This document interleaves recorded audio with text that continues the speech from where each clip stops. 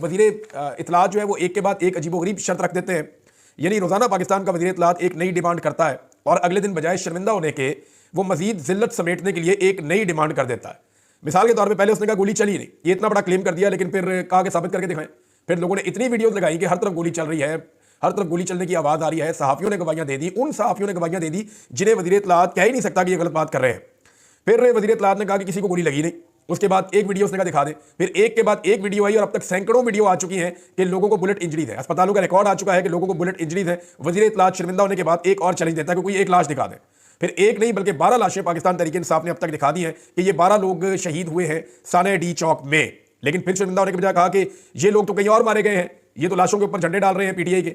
अब मैं ये जानना चाहता हूं कि अता तारड़ साहब के घर में कोई फौत हो, खुदा ना खास्ता अल्लाह ना करे, तो कोई उसके ऊपर तो जाके नून लीग का या पीटीआई का झंडा डाल सकता है?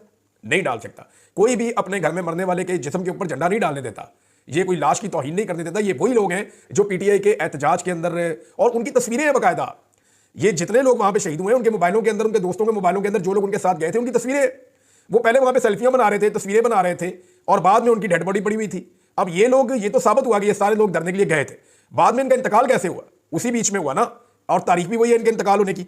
अच्छा, अब ये कहते हैं जी कोई एक स्नाइपर दिखा दे। वो पहले जो है वो लोगों ने पकड़ा भी था एक स्नाइपर को, और वो गन भी लेके आए थे, लोगों को भी दिखाई थी, बल्कि एक वीडियो बन रही थी कि वहां पे स्नाइपर बैठा हुआ और वो वीडियो बना रहे थे जहां से गोली चलती थी, लोग दिखा रहे थे। लेकिन अब वो ये कह रहे हैं कि गोली चलती हुई दिखाएं। ये नहीं, कोई हॉलीवुड की फिल्म बन रही थी, वज़ीर इत्तलात का दिमाग काम नहीं करता। कोई हॉलीवुड की फिल्म बन रही थी कि वहां पे एक एक चीज को फिल्माया जाएगा, एक एक सीक्वेंस पूरा दिखाया जाएगा, बल्कि गोली आते हुए भी दिखाएंगे। कल को ये कहेगा जी गोली ट्रेवल करती हुई दिखाएं कि ये वाली गोली जो वहां से चली है वो ट्रेवल करती हुई आई है, वो इस आदमी के जिस्म के अंदर पैबस्त कर गई है। तो ये तो इस तरह की शराइत रखेगा, इनसेन है, ये पागलपन है। वो जो आदमी कंटेनर के ऊपर नमाज पढ़ रहा था उसके ऊपर क्लेम कर दिया जनाब कि वो बंदा जो है वो टिकटॉक बना रहा था, नमाज नहीं पढ़ रहा था। यार हद हो गई। वैसे भाई वो नमाज पढ़ रहा था, उसके हाथ में तो मोबाइल भी नहीं था, वो तो दुआ कर रहा था, और दूसरा कोई बंदा उसके पास था ही नहीं जो उसका टिकटॉक बना रहा हो। बाकी लोग तो 35 फुट नीचे खड़े हुए थे, और अगर कोई टिकटॉक है तो उसका अकाउंट लाके सामने रखें, आप दिखाएं कि जनाब ये उसने टिकटॉक बनाया, तो उसको उठा के ऊपर से नीचे फेंक दिया। ये जस्टिफाइड तो नहीं है, आप जस्टिफाई तो नहीं कर सकते इसको। वो नमाज पढ़ रहा था और उस बंदे का कोई इस तरह का रिकॉर्ड भी नहीं है। सब कहते हैं वो 5 वक्त नमाज पढ़ता था, और उसे वहां पे ऊपर गया, उसको मौका मिला, वहां आंसू गैस ही थी नीचे बहुत ज्यादा, उसने ऊपर नमाज पढ़ना शुरू कर दी, वहां से उसको नीचे फेंक दिया। इंतजार भी किया जा सकता था।